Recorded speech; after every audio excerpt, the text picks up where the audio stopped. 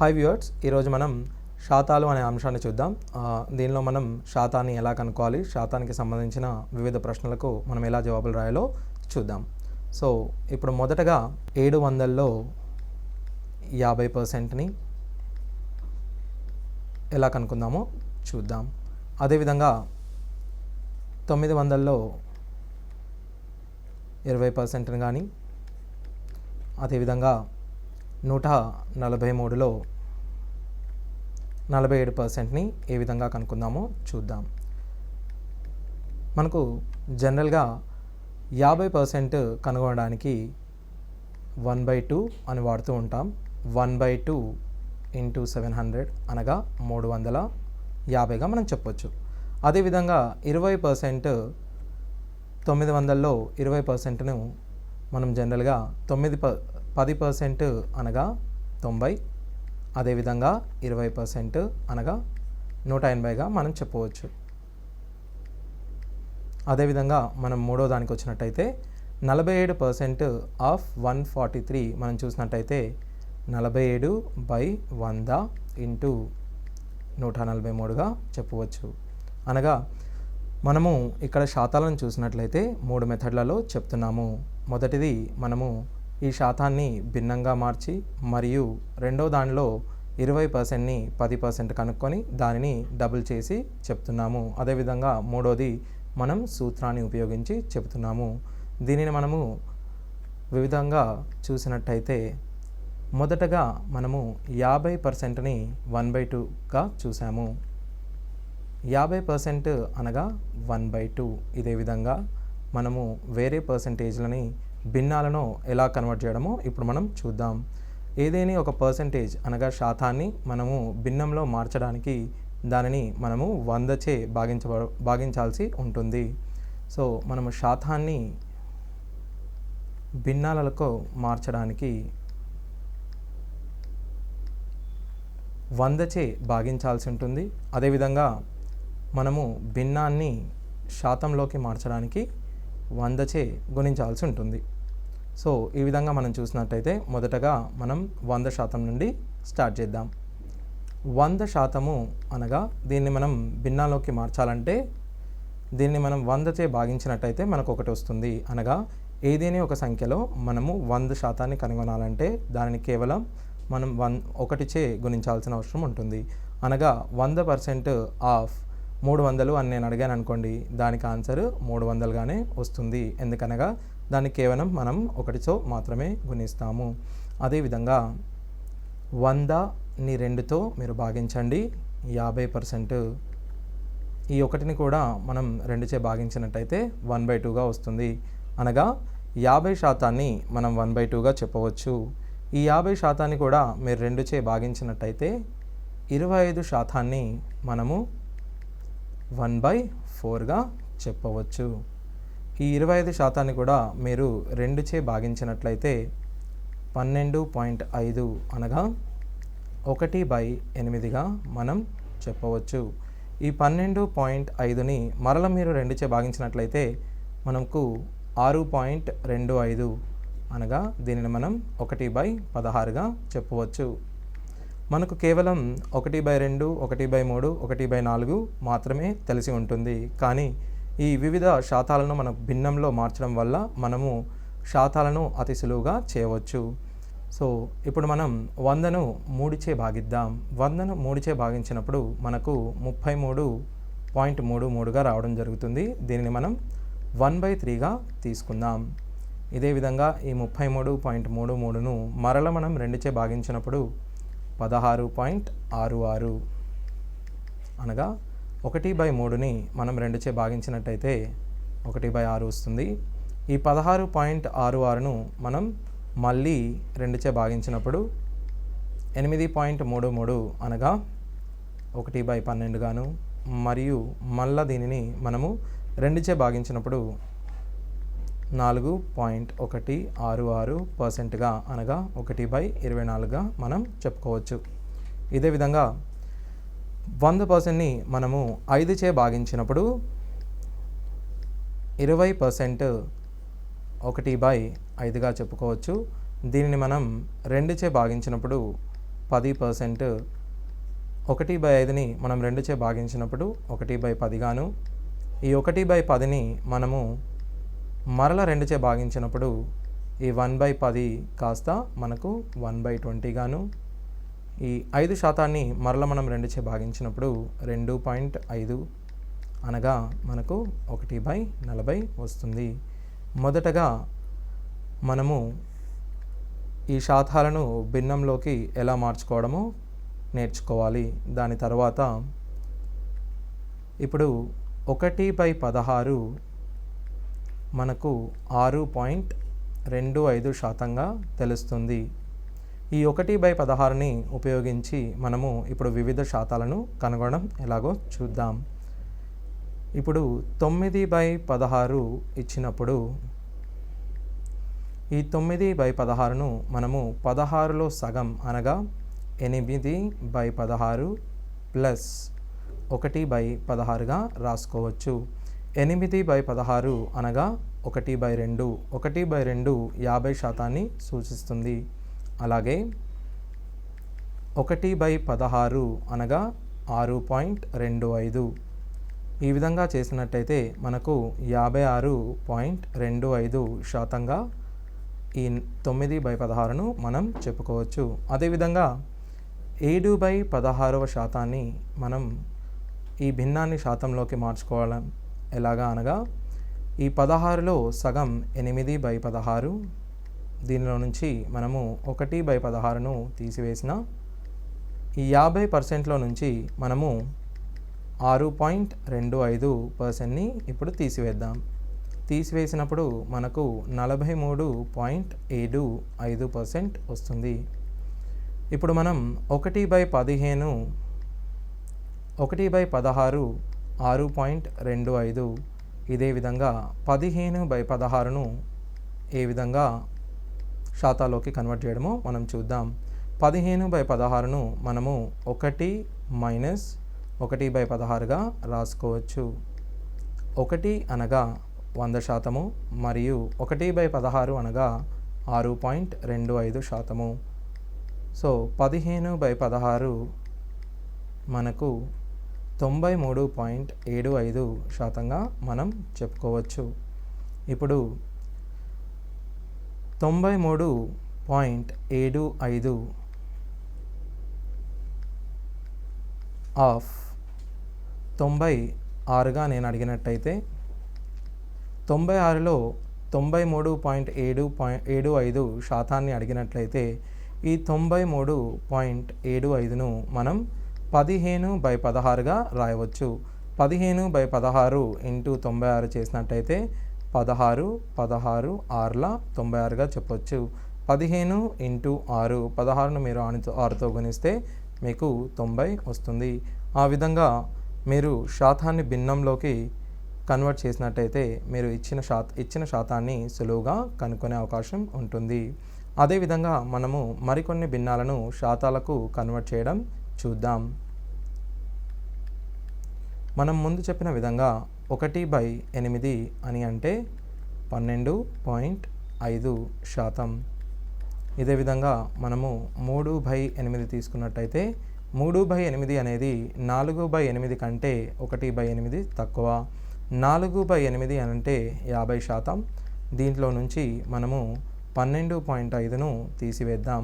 ఇప్పుడు మనకు 37.5% వచ్చింది. ఇదే విధంగా 5/8 అనగా 4/8కి 1/8 యాడ్ చేసినట్లయితే మనకు 50% ప్లస్ 12.5 62.5%గా వస్తుంది. సో 5/8 అనగా 62.5%గా మనం చెప్పుకోవచ్చు. ఇదే విధంగా 7/8ని మనము 1 మైనస్ 1/8 అనగా 100% మైనస్ 12.5% అనగా 87.5%గా మనం చెప్పుకోవచ్చు. ఇదే విధంగా 1/12 అనగా 8.33%గాను, 5/12 అనగా 6/12 మైనస్ 1/12 అనగా 50% మైనస్ 8.33 41.66%గా మనం చెప్పుకోవచ్చు. ఇదే విధంగా 7/12 శాతాన్ని 6/12 ప్లస్ 1/12 అంటే 50% ప్లస్ 8.33 అనగా 58.33%గా మనం చెప్పుకోవచ్చు. ఇదే విధంగా 11/12ను 1 మైనస్ 1/12 అనగా 1 మైనస్ 1 అనగా మనకు 100% మైనస్ 8.33 అనిన 91.33%గా మనం చెప్పుకోవచ్చు. సో 91.66%గా మనం దీనిని చెప్పుకోవచ్చు. సో ఇప్పుడు కొన్ని శాతాలను మనం ఏ విధంగా కనుగొనమో చూద్దాం. 58.33 ఆఫ్ 96 అనగా 96లో 58.33% ఎలా కనుగొందామో చూద్దాం. మొదటగా 58.33% మనము 50 ప్లస్ 8.33గా రాసుకోవచ్చు. 50 అనగా 1/2 మరియు 8.33 అనగా 1/12గా మనం గుర్తించవచ్చు. దీన్ని 1/2 దీనిని 1/12 రాసినప్పుడు ఈ రెండిటి యొక్క మొత్తాన్ని మనం 7/12గా గుర్తించవచ్చు. సో 58.33ను మనము 7/12 ఇంటూ 96గా మనం రాయవచ్చు. 12 1లు 12 8లు అనగా 7×8=56గా మనం రాయవచ్చు. సో ఈ కింది విధంగా మనము ఒక శాతాన్ని భిన్నంలోకి మార్చుకున్నప్పుడు మనకు పర్సంటేజ్ని సులువుగా కనుగొనే అవకాశం ఉంటుంది. సో ఇప్పుడు మనకు గల అన్ని శాతాలను ఏ విధంగా భిన్నాల్లోకి మార్చవచ్చో చూద్దాం. మొదటగా మనము 1ని 2తో భాగించినప్పుడు 100ను 2తో భాగిస్తే మనకు 1/2 50%గా మారుతుంది. అదేవిధంగా 1ని 3చే భాగించినప్పుడు మనకు 100ను 3చే భాగించినప్పుడు 33.33%గా మనం చెప్పుకోవచ్చు. అదేవిధంగా నేను 2/3ను అడిగినప్పుడు 33.33ను మీరు 2తో గుణించండి 66.66గా వస్తుంది. అదేవిధంగా 1/4 అనగా 100ను 4చే భాగించండి మనకు 25% వస్తుంది. అదేవిధంగా 3/4ను 25×75%గా చెప్పుకోవచ్చు. 1/5 100ను 5చే భాగించినప్పుడు 20% గాను, 2/5ను 40% గాను, 3/5ను 60% గాను, 4/5ను 80% గాను చెప్తాము. ఇదే విధంగా మనము 100ను 6చే భాగించినప్పుడు అనగా 1/6 చేసినట్టయితే మనకు 16.66% వస్తుంది. ఇప్పుడు మనం 2/6 అనగా 1/3 అది మనము ఇంతకుముందే చూసాము. అదేవిధంగా 3/6 అనగా 1/2 అనగా 50%. అదేవిధంగా 4/6 అనగా 2/3 అది 66.66. మిగిలినది 5/6. 5/6 అంటే 1 మైనస్ 1/6 అనగా 100లోంచి మనము 16.66ను తీసేయాల్సి ఉంటుంది. మనము 100లోంచి 16.66% తీసినట్టయితే మనకు 83.33% వస్తుంది. సో ఇప్పుడు మనము 1ని 7చే భాగించినప్పుడు వచ్చే శాతాన్ని చూద్దాం. 100ను మనం 7చే భాగించినప్పుడు మనకు 14.2857% వస్తుంది. మొదటగా మనం 1/7 యొక్క దశాంశ విలువను చూద్దాం. 1/7 అనగా 0.142857. దీనిని ఎలా సులువుగా గుర్తుంచుకోవడమో నేను ఇప్పుడు చెప్తాను. 7ను మీరు మొదటగా రెట్టింపు చేయండి, అప్పుడు మనకు 14 గాను, 14ను రెట్టింపు చేసినట్టయితే 28 గాను, 28ని రెట్టింపు చేసినట్టయితే 57 గాను వస్తుంది. ఇది ఒక వృత్తం చుట్టూ ఇలా రాసుకోండి. మొదటగా నేను 1/7 చెప్పినప్పుడు మీరు 14 నుంచి దీన్ని స్టార్ట్ చేయవచ్చు. అనగా 14.2857గా చెప్పవచ్చు. ఇదే విధంగా మనము 2/7ను చూసినప్పుడు 2 × 14 అనగా మనకు 28గా మనం చెప్పవచ్చు. ఇప్పుడు మనం 2 నుంచి స్టార్ట్ చేయాలి. అనగా 28.5714గా దీన్ని మనం చెప్పవచ్చు. ఇదే విధంగా నేను 3/7ను చేసినప్పుడు 14 మూల 42 అనగా దీని యొక్క శాతం 42.8571. అదేవిధంగా 4/7గా మనం చూసినప్పుడు 4×14 56 అనగా 57.1428%గా మనం దీన్ని చెప్పుకోవచ్చు. 5/7ను మనం చూసినప్పుడు 14×5 70 కావున 71.4285గా మనం దీన్ని చెప్పుకోవచ్చు. అదేవిధంగా 6/7 14×6 84, మిగిలిన సంఖ్య 8 కావున మనం దీనిని 85.7142గా చూసుకోవచ్చు. మొదటగా మీరు 1/7ను గుర్తుంచుకోండి. దాని నుండి మనం 1/7, 2/7, 3/7, 4/7, 5/7, 6/7లను ఈజీగా కనుక్కునే అవకాశం ఉంటుంది. ఇప్పుడు మనము 1/8ని చూద్దాం. 1/8 ముందు చెప్పిన విధంగా 1/8 అంటే 12.5%. అదేవిధంగా మనము 2/8 అనగా 1/4. అందువలన మనము 3/8ని ఇప్పుడు చూద్దాం. 3/8 3ను 12.5 చే గుణించిన మనకు 37.5% వస్తుంది. అదేవిధంగా 5/8ని మనం చూస్తే 5 × 12.5ను మనం 62.5 గాను, 7/8ను 7 × 12.5 మనము 87.5 గాను చెప్పుకోవచ్చు. సో ఇప్పుడు మనం 1/9ను చూద్దాం. 1/9ను మనం 11.11 గాను మరియు 2/9ను 22.22 అనగా ఇక్కడ మనకు 1/9 చేసినప్పుడు 11 యొక్క గుణిజాలు వస్తాయి.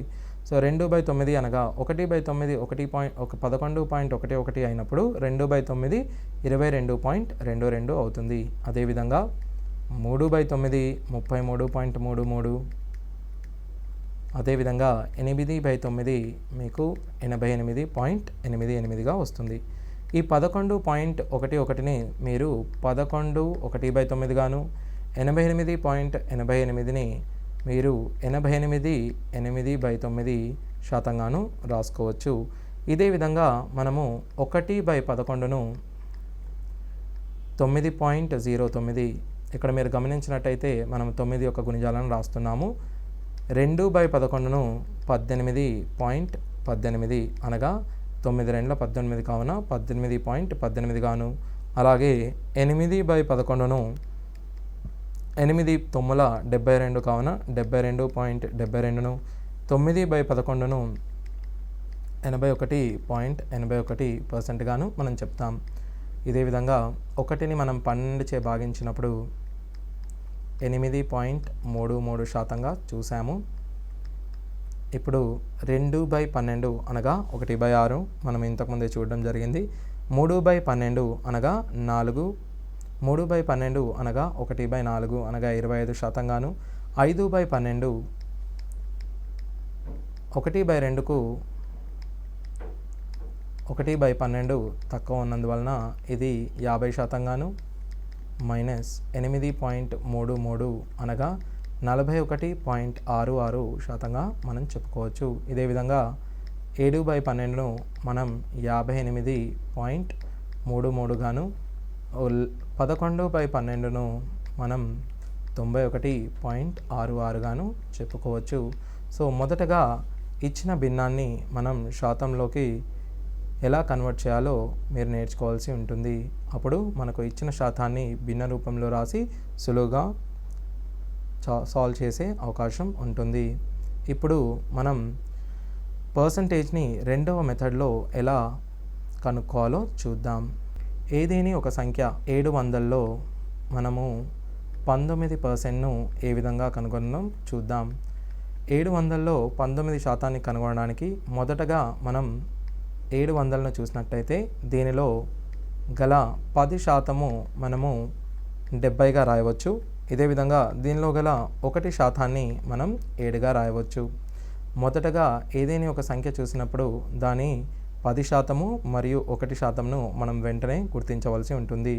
ఇందులో మనము ఏ విధమైన క్యాలిక్యులేషన్స్ చేయాల్సిన అవసరం లేదు. చివరగా ఉన్న 0ను తొలగిస్తే మీకు 10% మరియు చివరగా ఉన్న 2 0లను తొలగిస్తే మీకు 1% వస్తుంది. సో ఇప్పుడు ఈ 70ను మీరు 2చే గుణించినట్టయితే మనకు 140 అనగా 20%గా వస్తుంది. ఇదే విధంగా ఈ 70ను మీరు 2చే భాగిస్తే 35 అనగా 10ను 2చే భాగిస్తే 5%గా చెప్పుకోవచ్చు. అదేవిధంగా 7ను మీరు 2చే గుణిస్తే 14 అనగా 2%గాను, 7ను మీరు 2చే భాగిస్తే 3.5 దీనిని మనం 0.5%గా చెప్పుకోవచ్చు. సో ఈ అప్రాక్సిమేషన్ విధంగా మనము ఇచ్చిన పర్సంటేజ్ని కనుక్కోవచ్చు. ఇప్పుడు మనం 700లో 19%ను ఎలా కనుక్కోవడమో చూద్దాం. మొదటగా 19కి దగ్గరగా ఉన్న పూర్ణ సంఖ్యను గుర్తిద్దాం. 19కి దగ్గరగా ఉన్న పూర్ణ సంఖ్య 20 కావున మొదటగా 20%ని మనం కనుగొందాం. 700లో 20% అనగా మొదటగా 700లో 10% 70గా మనం కనుక్కొనవచ్చు. సో అదేవిధంగా 70 × 2 చేసినట్టయితే మనకు 140 వస్తుంది. సో 700లో 20%ని మనం 140గా చెప్పవచ్చు. దీనిలో 700లో 1%ని మనం చూసినట్టయితే 700లో 1% 7గాను, అనగా 140 నుండి 7ని మనం తీసివేసినట్టయితే 133. 133ను మనం 700లో 19%గా చెప్పవచ్చు. సో ఈ విధంగా మనము ఇచ్చిన పర్సంటేజ్ని సులువుగా కనుక్కునే అవకాశం ఉంటుంది. సో ఇప్పుడు మనం ఏదేని ఒక సంఖ్య xలో y% ఎలా కనుక్కుందామో చూద్దాం. xలో y% అనగా y/100 ఇంటూ xని మనం గుణించాల్సి ఉంటుంది. అనగా x × y, xy/100గా మనం చెప్పవచ్చు. అదేవిధంగా మనము yలో x% కనుగొన్నప్పుడు మనము x/100ను yతో గుణించాల్సి ఉంటుంది. అప్పుడు మనకు xy/100 వచ్చును. అంటే xలో y% అయినా yలో x% అయినా రెండు మనకు సమానమే. ఉదాహరణకు 220% ఆఫ్ 21 ఇచ్చినప్పుడు ఏ విధంగా మనం చేయడమో చూద్దాం. 220% ఆఫ్ 21 ఇచ్చినప్పుడు మీరు కొంచెం కన్ఫ్యూజ్ అయ్యే అవకాశం ఉంది. కానీ దీనిని మనం 21% ఆఫ్ 220గా తీసుకున్నప్పుడు మొదటగా చూసినట్టయితే 21కి దగ్గరగా ఉన్న పూర్ణ సంఖ్యను మనం 20గా గమనించగలం. 220లో 10%ని మనం 22గాను, 20%ని 44గాను గుర్తించవచ్చు. ఇందులో 1%ని మనం 2.2 అనగా మొదటగా 20%ని తిరిగి 1%ని కనుగొనడం జరిగింది. ఇప్పుడు ఈ రెండింటిని జత చేసినప్పుడు మనకు 46.2గా వస్తుంది. అనగా 21% ఆఫ్ 220ని మనం 46.2గా చెప్పుకోవచ్చు. అనగా xలో y% లేదా yలో x% రెండు సమానము. సో మనం ఎప్పుడు కానీ శాతాలను కనుగొన్నప్పుడు దాని యొక్క వరుస క్రమాన్ని పాటించాల్సిన అవసరం లేకుండా మనం కనుగొనవచ్చు. అనగా x% of y % of z ఇచ్చినప్పుడు మనము దీనిని మొదటగా y% కనుక్కొని దాని తర్వాత x%, దాని తర్వాత zని కూడా కనుక్కోవచ్చు. లేదా z% ఆఫ్ y గాను, ½% ఆఫ్ x గాను కనుక్కొనవచ్చు. అనగా x × y × z బై 10,000గా దీన్ని మనం చెప్పవచ్చు. ఓకే, పర్సంటేజ్లో మనము ఎప్పుడు కానీ వరుస క్రమాన్ని అనుకరించవలసిన అవసరము ఉండదు. సో ఇదే విధంగా మనము రెండవ సూత్రాన్ని కూడా చూద్దాం. వైలో ఏదేని ఒక x%ని కనుక్కోవడానికి చూసినట్టయితే వైలో x ఎంత శాతం అని అడిగినప్పుడు వైలో x ఎంత శాతం అని ఇక్కడ మనం అడుగుతున్నాము. సో మనము xని yతో పోల్చుతున్నాము, అనగా లవములో మీరు xని, హారములో yని రాసి ఇంటూ 100 చేయండి. అప్పుడు మీకు వైలో x అనేది ఎంత శాతమో కనుగొనవచ్చు. అదేవిధంగా x అనేది వైలో ఎంత శాతం. ఈ రెండు ప్రశ్నలు మనకు ఒకే సూత్రాన్ని సూచిస్తాయి, అనగా మనము ఈ ప్రశ్నలో కూడా x అనే దానిని మనము yతో పోల్చడం జరిగింది, కావున x/y ఇంటూ 100గా చెప్పుకోవచ్చు. ఉదాహరణకు ఒక తరగతి గదిలో 80 మంది విద్యార్థులు ఉన్నారనుకోండి.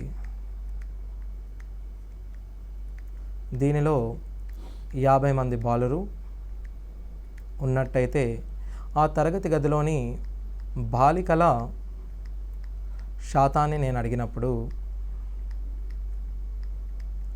ఇప్పుడు మనం చూసినట్టయితే 80 మంది విద్యార్థులు గల తరగతి గదిలో 50 మంది బాలురు ఉన్నట్టయితే బాలికలు 30 మందిగా చెప్పొచ్చు. అనగా నేను 30ని 80చే పోలుస్తున్నాను కాబట్టి మనకు వచ్చిన బాలికల శాతం అనేది 30ని మనం లవంలోను 80ని హారంలోను తీసుకున్నట్టయితే 30/80 ఇంటూ 100గా మనం రాసుకోవచ్చు, అనగా 3/8. మనము పైన చూసిన విధంగా 3/8 అనగా మనకు 37.5%గా చెప్పవచ్చు. సో ఈ విధంగా మనం రెండో సూత్రం ఆధారంగా బాలికల శాతాన్ని కనుగొన్నాము. ఇదే విధంగా ఏదేని ఒక సంఖ్య nలో x%ని మనం పెంచినట్టయితే, ఏదేని ఒక సంఖ్య nలో x% పెరుగుదల చేసినట్టయితే ఆ సంఖ్య ఏ విధంగా మారుతుందో ఇప్పుడు మనం చూద్దాం. ఉదాహరణకు 120ని 20% పెంచిన మొదటగా మనము 120ని తీసుకుందాం. దీనిలో 20%ను పెంచడం అనగా 20% ఆఫ్ 120 మనకు 20/100 ఇంటూ 120గా చెప్పుకోవచ్చు. ఇందులో నుండి మనం 120ను కామన్ తీసిన ఈ 120ను మనం 1+20/100 చే మల్టిప్లై చేయడం జరుగుతుంది. ఇప్పుడు మనం చూసినట్టయితే మనం ఇప్పుడు 120ను 20% పెంచిన మొదటగా 120, దీనిని మనం 20% పెంచమని అడుగుతున్నాం కాబట్టి 20% ఆఫ్ 120ను మనం జత చేయాల్సి ఉంటుంది. ఇందులో నుంచి మనం 120ని కామన్ తీసుకున్న 1+20/100గా వచ్చును. ఏదేని ఒక సంఖ్యను మనము 1+20/100చే గుణించిన అది 20% పెరుగుతుంది. అదేవిధంగా నేను ఒక సంఖ్యను 30% పెంచాలి అనగా 1+30/100చే గుణించాల్సి ఉంటుంది. అనగా ఇందులో 1 100%ను మరియు 20 అనేది 20% పెరుగుదలను చూపిస్తుంది. ఇదే విధంగా ఏదేని ఒక సంఖ్య nలో నేను x శాతాన్ని పెంచినట్లయితే nను 1+x/100చే గుణిస్తాను. అనగా 1 100%ను మరియు x/100 x% పెరుగుదలను చూపిస్తుంది. అనగా ఏదేని ఒక సంఖ్య nని మనము 1+x/100చే గుణించినట్లయితే ఆ సంఖ్య x% పెరుగుతుంది. అదేవిధంగా ఒక సంఖ్య nను x% తగ్గించిన మనము ఈ సంఖ్య nను 1-x/100చే మల్టిప్లై చేయాల్సి ఉంటుంది. అనగా 1+x/100 అనగా x% పెంచడము, 1-x/100 అనగా x% తగ్గించడము అని అర్థం. దీనిని మనము భిన్న రూపంలో ఏ విధంగా మారుస్తామో ఇప్పుడు మనం చూద్దాం. ఏదేని ఒక పర్సెంట్ను మనం 20% పెంచాలి అని అనుకోండి. ఏదేని ఒక సంఖ్యను 20% పెంచినప్పుడు ఆ సంఖ్యను 1+20/100చే మనం గుణించాల్సి ఉంటుంది. అనగా 20/100 మనము మొదట చూసిన విధంగా మనకు 20% అంటే 1/5గా తెలుస్తుంది. 1 ప్లస్ 1/5 అనగా 6/5గా మనం చెప్పవచ్చు. అనగా ఏదేని ఒక సంఖ్యను 6/5చే గుణించిన దాని యొక్క విలువ 20% పెరుగుతుంది. అదేవిధంగా ఒక సంఖ్యను 25%చే నేను తగ్గించదలిచిన 1 మైనస్ 25/100 అనగా 1 మైనస్ 1/4 అనగా దీనిని మనం 3/4చే గుణించాల్సి ఉంటుంది. సో ఈ విధంగా మనము ఒక సంఖ్యను 20% పెంచిన 25% తగ్గించిన ఈ విధంగా చూడవచ్చు. అదేవిధంగా ఇప్పుడు మనం కొన్ని జనరల్ పర్సంటేజ్ని చూద్దాం. 50% అనగా 1/2, 33.33% అనగా 1/3 గాను, 25% అనగా 1/4 గాను, 20% అనగా 1/5 గాను, 16.66% అనగా 1/6 గాను, 12.5% అనగా 1/8 గాను, 10% అనగా 1/10 గాను మనం చెప్పవచ్చు. సో దీనిలో మనం ఇప్పుడు పెంచినట్లయితే పెంచిన తగ్గించిన మనము మల్టిప్లై చేసే భిన్నము యొక్క విలువను కనుక్కుందాం. ఏదేని ఒక నెంబర్ను మనం 50% పెంచినట్లయితే ఆ నెంబర్ను ఏ భిన్నముతో మల్టిప్లై చేయాల్సి ఉంటుంది. అనగా ఒక నెంబర్ను మనం 50% పెంచినట్లయితే 1/2 ప్లస్ 1 అనగా 3/2 గాను, 1 ప్లస్ 1/3 అనగా ఈ సంఖ్యను మనం 4/3 చేను. అదేవిధంగా 25% పెంచిన 5/4, 20% పెంచిన 6/5 మరియు 7/6, ఇక్కడ 9/8, ఇదే విధంగా ఇక్కడ 11/10గా మనం చెప్పవచ్చు. అదేవిధంగా మనం ఒక సంఖ్యను 50% తగ్గించినట్లయితే దీనిని మనం 1/2, దీన్ని మనం 2/3, దీన్ని మనం 3/4, 4/5, 5/6, 7/8 అండ్ 9/10గా మనం చెప్పుకోవచ్చు. సో ఈ విధంగా పెంచిన తగ్గించిన శాతాలను భిన్నాలకు మార్చడం వలన మనము సులువుగా ఒక ప్రశ్నను సాల్వ్ చేయవచ్చు. అదేవిధంగా ఇప్పుడు మనము ఒక భిన్నాన్ని ఇచ్చినప్పుడు ఆ భిన్నం పెరిగిందా లేదా తగ్గిందా అనడానికి ఏ విధంగా చూడాలో ఇప్పుడు నేను చెప్తాను.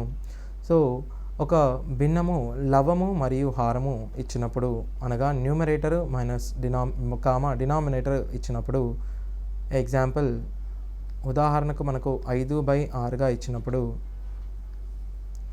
ఈ భిన్నము ఖచ్చితంగా తగ్గింది అని మనము చెప్పవచ్చు. అనగా ఆ భిన్నం యొక్క లవము హారము కన్నా తక్కువ ఉన్నప్పుడు తగ్గిందని, ఆ భిన్నం యొక్క లవము హారం కన్నా ఎక్కువగా ఉన్నప్పుడు ఆ భిన్నము పెరిగిందని చెప్పవచ్చు. సో అది తగ్గిన ఎంత శాతము తగ్గుతుంది?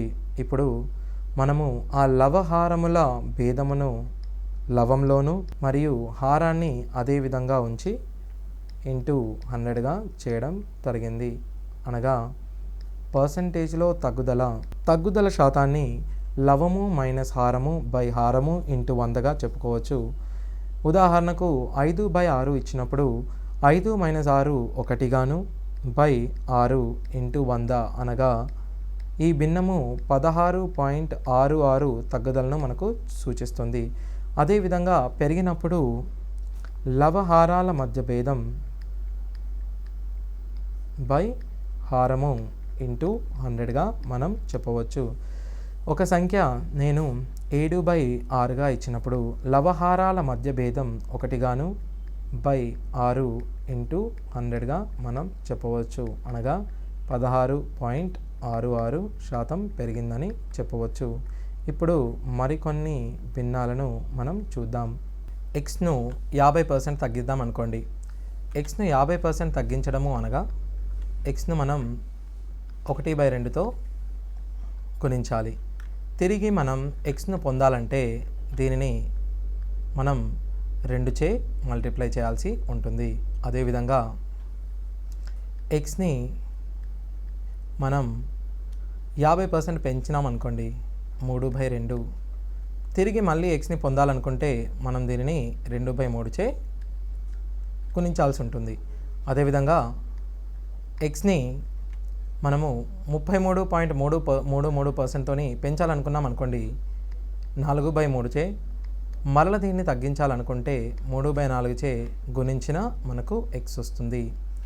అదేవిధంగా 25% పెంచిన అనగా 5/4, మనము దీనిని 4/5చే భాగించాల్సి ఉంటుంది.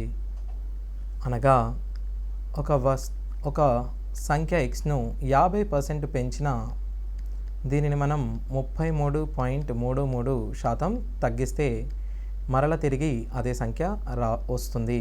అదేవిధంగా ఒక సంఖ్య ఎక్స్ను 33.33% పెంచినప్పుడు ఈ సంఖ్యను మనం 25% తగ్గిస్తే మరల మనకు అదే సంఖ్య వస్తుంది.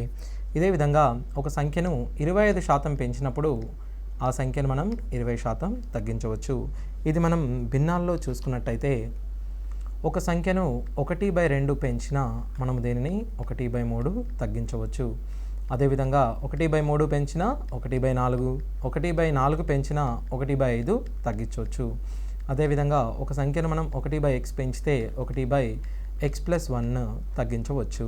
ఓకే, సో ఇప్పుడు మనము ఒక సంఖ్యను 10% పెంచినా అనగా 1/10 పెంచినా దీనిని మనం 1/11 తగ్గించాలి అనగా 9.09% తగ్గించినట్టయితే తిరిగి అదే సంఖ్యను మనం పొందగలము. ఇది కేవలము ఒక సంఖ్యను పెంచడము తగ్గించడము కాకుండా ఏదేని 2 సంఖ్యలు విలోమానుపాతంలో ఉన్నాయనుకోండి, ఏదేని 2 సంఖ్యలు విలోమానుపాతంలో ఉంటే వాటి యొక్క లబ్ధము ఆల్వేస్ స్థిరంగా ఉంటుంది. సో ఇలాంటి వాటిలో మనము ఏని 50% పెంచామనుకోండి, బిని 33.33% తగ్గించాల్సి ఉంటుంది. అలా తగ్గించినప్పుడు ఆ ఏబి అనే విలువ మళ్ళీ మనకు స్థిరంగానే ఉండడం జరుగుతుంది. ఎందుకనగా 50% పెంచడము అనగా దీనిని మనం 3/2చే మల్టిప్లై చేస్తాము. 33.33% తగ్గించడము అనగా దీనిని మనం 2/3చే గుణిస్తాము. అప్పుడు మనకు విలువ మళ్ళీ స్థిరంగా ఉంటుంది. ఏదేని ఒక సంఖ్యను మనము ఎక్స్తో 1/x పెంచినప్పుడు అనగా ఒక సంఖ్య మనము ఎక్స్గా తీసుకొని దానిని 1/x పెంచినట్టయితే మనము దానిని 1+1/x అనగా ఆ సంఖ్యను మనం x+1/xచే గుణించడం జరుగుతుంది. ఇప్పుడు మరల మనం దానిని తిరిగి పొందడానికి దీనిని x/x+1చే మనం గుణించాల్సి ఉంటుంది. అప్పుడు x+1 x క్యాన్సిల్ అయిపోయి మనకు తిరిగి n వాల్యూ వస్తుంది. x/x+1 అనగా తగ్గిందా పెరగడమా అని తెలుసుకోవడానికి మనము లవహారాలను పోల్చుకోవాలి. లవహారాలను పోల్చుకున్నట్టయితే లవం తక్కువగా ఉన్నందున దీన్ని మనం తగ్గిందని చెప్పుకోవచ్చు. x మరియు x+1ని మనం పోల్చినప్పుడు వీటి మధ్య భేదము 1 గాను మరియు హారము x+1 గాను చెప్పినందువల్ల ఇది 1/x+1 తగ్గిందని మనం చెప్పుకోవచ్చు. అదేవిధంగా ఒక సంఖ్య 1/x తగ్గినప్పుడు అనగా n×1 - x చేసినట్టయితే 1 - xగా చేసినట్టయితే దీనిని మనం x-1/x అని మరియు దీనిని మరల మనం x/x-1చే గుణించినప్పుడు ఈ సంఖ్య ఇప్పుడు మనం x/x-1 పెరిగిందని చెప్పుకోవచ్చు. x/x-1 అనగా వీటి మధ్య భేదము 1 గాను మరియు దీని యొక్క హారము x-1 గాను చెప్పవచ్చు. అనగా ఇది 1/x-1 పెరిగింది అని మనం చెప్పుకోవచ్చు. ఇదే విధంగా మనం ఒక సంఖ్యను x/y చే గుణించిన అనగా పెంచిన x×1+x/y అనగా y+x/y చే గుణించాలి. దీనిని మనం y/y+xచే గుణించిన వీటి మధ్య భేదము x మరియు దాని యొక్క హారము x+y అనగా ఇది తగ్గిందని మనం చెప్పుకోవచ్చు. అదే సంఖ్య n 1 - x/y అనగా x/y మనం తగ్గించిన దీనిని మనం y minus x by y, మనము తిరిగి ఆ సంఖ్యను పొందడానికి y బై వై మైనస్ ఎక్స్చే గుణించడం జరుగుతుంది. అనగా వీటి మధ్య భేదము x గాను మరియు దీని యొక్క హారము y మైనస్ ఎక్స్గా చెప్పుకోవచ్చు. అనగా x by y minus x పెరగడం అయినది. ఇప్పుడు వన్ బై ఎక్స్, ఒక సంఖ్యను 1/x పెంచిన దానిని మనం 1/x+1 మనం తగ్గించాల్సి ఉంటుంది. అదేవిధంగా ఒక సంఖ్యను 1/x తగ్గించిన దీనిని మనం 1/1 మైనస్ ఎక్స్ 1 మైనస్ x-1గా పెంచవలసి ఉంటుంది. అదేవిధంగా ఒక సంఖ్యను మనం x/y పెంచిన దీనిని మనం x/y+x తగ్గించవలసి ఉంటుంది. అదేవిధంగా ఒక సంఖ్యను x/y తగ్గించిన దీనిని మనం x/y-xగా పెంచవలసి ఉంటుంది. ఉదాహరణకు ఒక సంఖ్యను మనము 12.5% పెంచినాం అనుకోండి. అదేవిధంగా ఇంకొక సంఖ్యను మనము 25% తగ్గించాము, 33.33% పెంచాము. అదేవిధంగా ఒక సంఖ్యను 10% తగ్గించాము. అదేవిధంగా ఒక సంఖ్యను 40% పెంచామనుకోండి. సో ఏదైనా ఒక సంఖ్యను 12.5% పెంచినా దీనిలో ఆ సంఖ్యను ఎంత పర్సెంట్ తగ్గిస్తే తిరిగి అదే సంఖ్య వస్తుంది అనడానికి మనం ఇప్పుడు చూద్దాం. సో 12.5 అనగా 1/8. 1/8 పెంచడము అనగా 1/9 తగ్గించడము అని అర్థం. 1/9 అనగా 11.11% తగ్గించడము అని అర్థం. అదేవిధంగా ఒక సంఖ్యను 25% అనగా 1/4 తగ్గించడము అనగా 1/3 పెంచడము అనగా 33.33 పెంచడము అని అర్థం. అదేవిధంగా ఒక సంఖ్యను 1/3 పెంచడము అనగా మనము దీనిని 1/4 తగ్గించడము అని అర్థము అనగా 25% తగ్గించాలి. అదేవిధంగా ఒక సంఖ్యను మనం 10% తగ్గించిన ఎడల అనగా 1/10 తగ్గించడము అనగా 1/9 పెంచడము అని అర్థం అనగా 11.11% పెంచడము అని. ఒక సంఖ్యను మనం 2/5% పెంచిన అనగా x/y పెంచినప్పుడు x/y+x మనం తగ్గించాల్సి ఉంటుంది. అనగా 2/2+5ని మనము 2/7గా గమనించవచ్చు. అనగా ఈ సంఖ్యను మనము 28.5714%గా మనం తగ్గించవచ్చు. ఓకే, ఈ సూత్రాన్ని మనము ఏదైనా రెండు సంఖ్యల లబ్ధం స్థిరంగా ఉన్నప్పుడు యూజ్ చేసుకోవచ్చు. ఉదాహరణకు వస్తువుల వినియోగము మరియు ఆ వస్తువు యొక్క ధర అనేది మనము ఖర్చుగా చెప్పుకుంటాము. వినియోగాన్ని మనము 20% తగ్గించినప్పుడు దాని యొక్క ధర 25% పెరుగుతుందని, లేదా ఒకవేళ ధర 33.33% పెరిగినప్పుడు దాని యొక్క వినియోగాన్ని మనము 25% తగ్గించిన దాని యొక్క ఖర్చు స్థిరంగా ఉంటుందని మనం చెప్పుకోవచ్చు. సో ఈ విధంగా ఈ ఉదాహరణ మనం ఈ విధంగా చేయవచ్చు. ఇదే విధంగా ఒక దీర్ఘచతురస్రం యొక్క వైశాల్యాన్ని మనం చూసినట్టయితే దీర్ఘచతురస్ర వైశాల్యము పొడవు ఇంటూ వెడల్పు = దీర్ఘచతురస్ర వైశాల్యము. దీర్ఘచతురస్ర వైశాల్యాన్ని స్థిరంగా ఉండడానికి పొడవును 10% పెంచినప్పుడు వెడల్పును తగ్గించవలసిన శాతం. ఇప్పుడు మనం వెడల్పుని 9.09% తగ్గించినప్పుడు దాని యొక్క వైశాల్యం స్థిరంగా ఉంటుంది. అదేవిధంగా మనం పొడవును 20% పెంచినప్పుడు దాని వెడల్పులో తగ్గుదల శాతం, దీనిని మనం 16.66%గా తగ్గించవచ్చు. సో ఈ కింద విధంగా మనము ఇచ్చిన ఉదాహరణను సాల్వ్ చేసుకునే అవకాశం ఉంటుంది. అదేవిధంగా దీనికి మనం సూత్రం ఆధారంగా ఎలా పాటిస్తామో చూద్దాం. ఒక సంఖ్య nను x% మనం పెంచినప్పుడు అనగా 1 + x/100. అదేవిధంగా దీనిని మనం y% తగ్గిద్దాం అనుకోండి, 1 - y/100. తిరిగి అదే సంఖ్యను పొందితే xyల మధ్య మనం సంబంధాన్ని ఇప్పుడు చూద్దాం. మొదటగా మనం n ఇరువైపులా క్యాన్సిల్ చేసుకున్నప్పుడు 1 - y/100 అనేది 100/100+xగా వస్తుంది. ఇదే విధంగా మనము y/100ని కనుక్కున్నప్పుడు 1 - 100/100+x అనగా x/100+x గాను, అనగా y = 100x/100+xగా వస్తుందని మనం చెప్పుకోవచ్చు. అనగా ఒక సంఖ్యను మనం x% పెంచినప్పుడు దానిలో తిరిగి 100x/100+xని తగ్గించినప్పుడు తిరిగి మనం అదే సంఖ్యను పొందడానికి ఆస్కారం ఉంటుంది. అదేవిధంగా ఒక సంఖ్యను x% మనం తగ్గించామనుకోండి, ఈ సంఖ్యను మనం 100x/100-xని పెంచినప్పుడు తిరిగి అదే సంఖ్యను పొందే అవకాశం ఉంటుంది.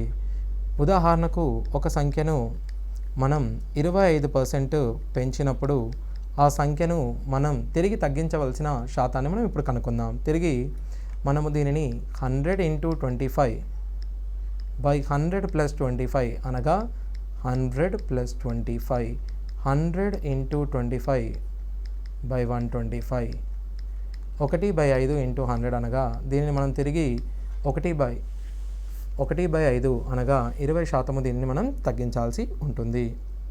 సో దీనిని మనం సూత్రం ఆధారంగా కూడా కనుగొనడానికి అవకాశం ఉంటుంది. ఇదే విధంగా ఒక సంఖ్యను మనం x% పెంచినప్పుడు మరియు అదే సంఖ్యను మనము y% కూడా పెంచినప్పుడు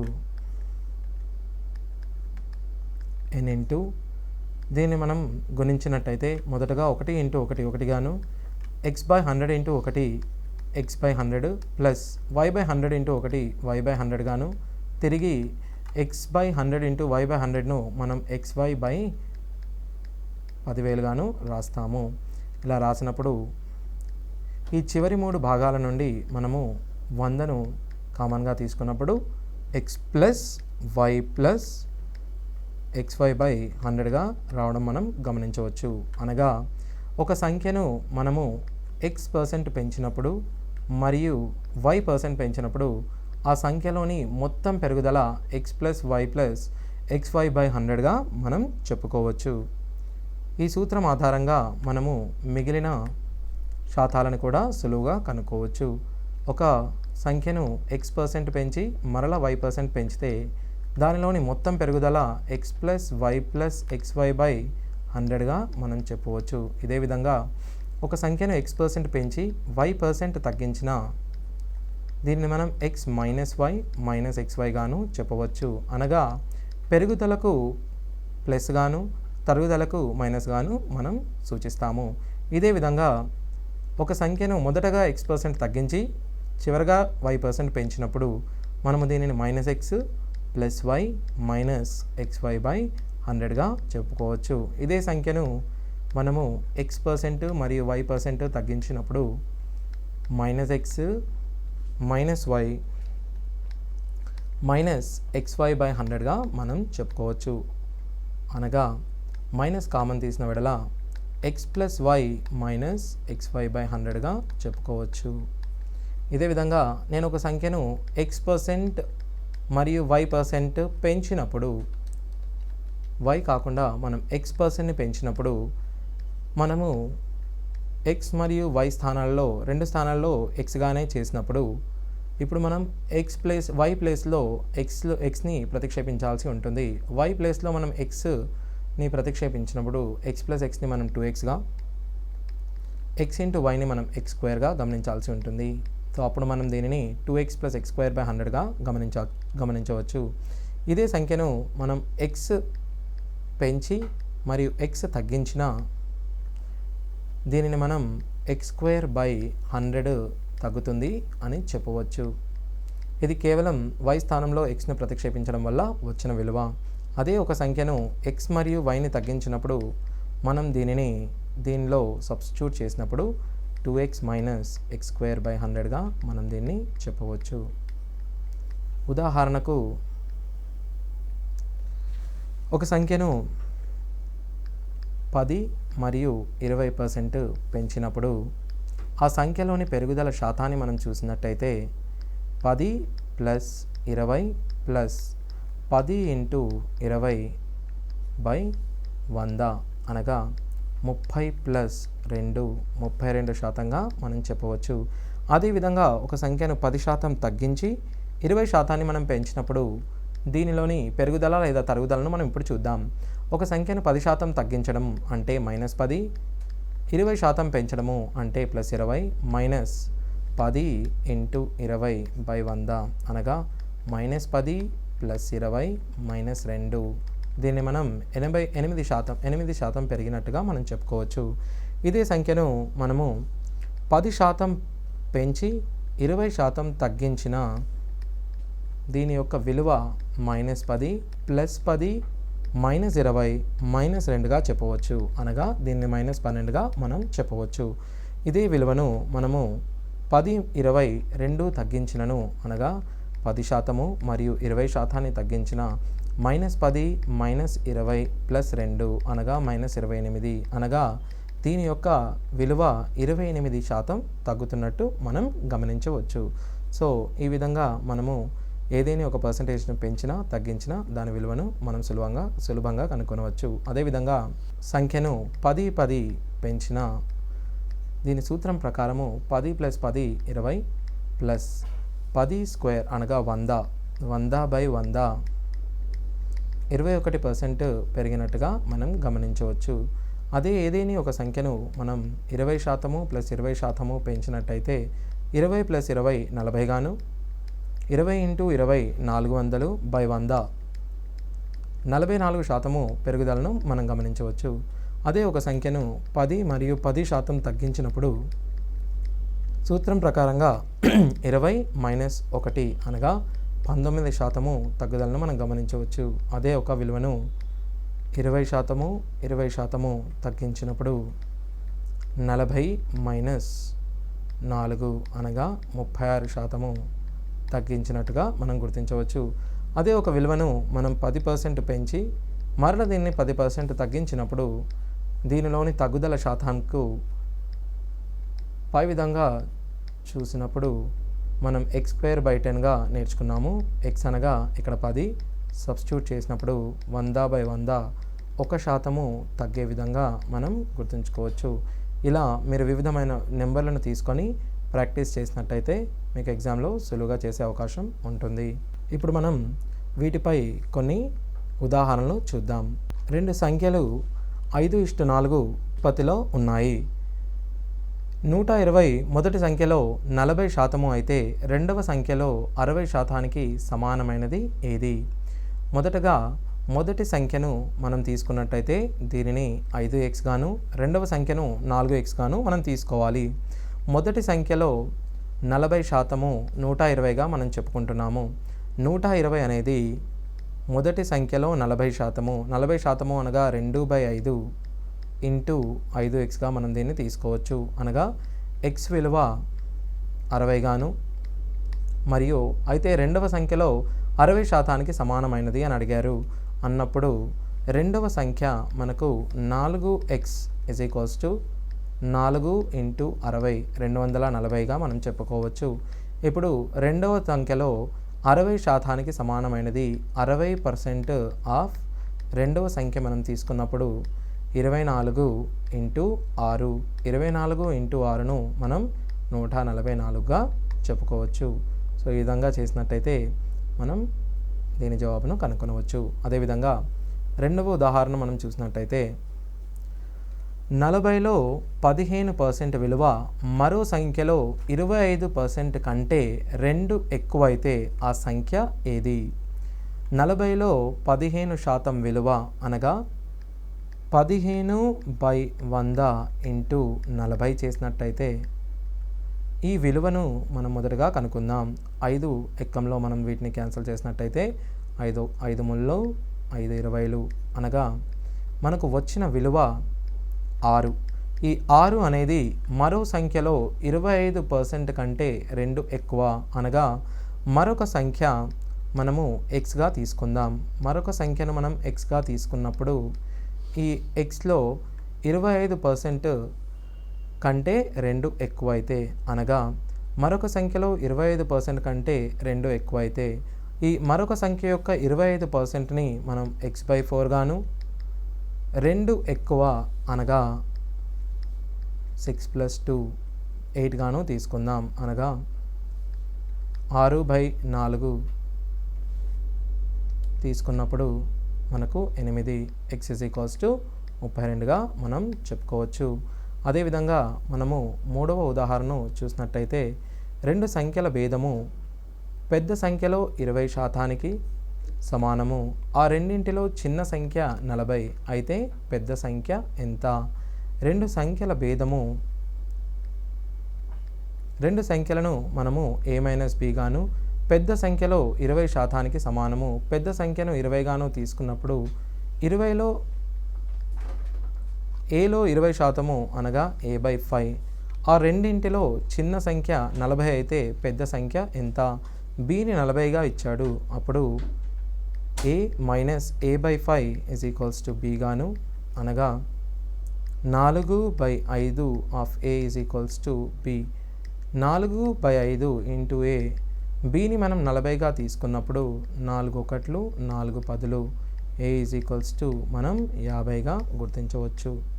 సో ఇలా మనం జవాబును కనుగొనవచ్చు. అదేవిధంగా ఇంకొక ఉదాహరణ చూస్తే ఒక సంఖ్య దానిలో 75% మరియు దానిలో 25% యొక్క సగటు 240.